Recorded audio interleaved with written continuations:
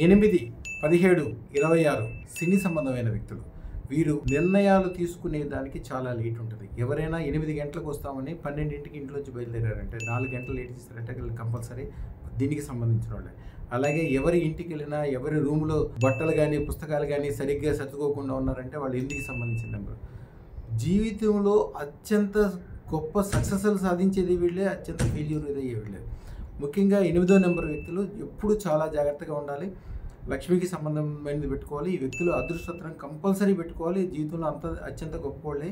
ఇనుముకి సంబంధించింది కానీ, ఇండస్ట్రీకి సంబంధించింది కానీ, గవర్నమెంట్కి సంబంధించింది కానీ, ఒక ఐఏఎస్ ఐపీఎస్ లాంటిది కానీ, లేకపోతే సమాజంలో గొప్ప స్థానం చెందడానికి కానీ అదృష్టత్రం ధారణ చేసిన తర్వాతే మాత్రం ఉంటుంది. అలాగే 17వ నెంబర్ వ్యక్తి స్టార్ మ్యాగీ అంటారు దీన్ని. ప్రేమకి, ఆప్యాయతకి, అనుబంధానికి బ్రహ్మాండమైన వ్యక్తులు వీళ్ళు.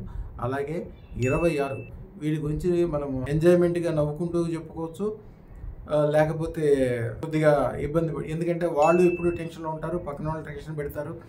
కానీ వీళ్ళ డెసిషన్స్ చాలా కరెక్ట్గా ఉంటాయి. ఏదైనా కొన్ని విషయాలు కరెక్ట్గా, అంటే ఏదైనా నమ్మకమైన వ్యక్తి కావాలి, ఏదైనా నమ్మకమైనది కావాలి. వీళ్ళది ఎప్పుడు లోపం ఏంటంటే లేట్, ఏ పని చేసినా కూడా లేట్ ఉంటుంది.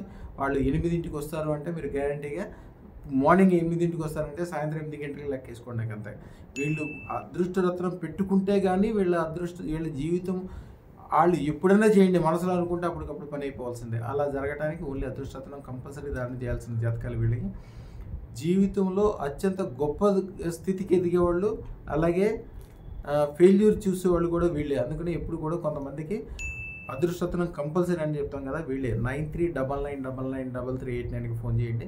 అదృష్టానికి, ఐశ్వర్యానికి ఆహ్వానం కలిగేది అదృష్టత్వం. దరిద్రాన్ని దూరం చేసేది అదృష్టత్వం. తప్పకుండా ధరించండి.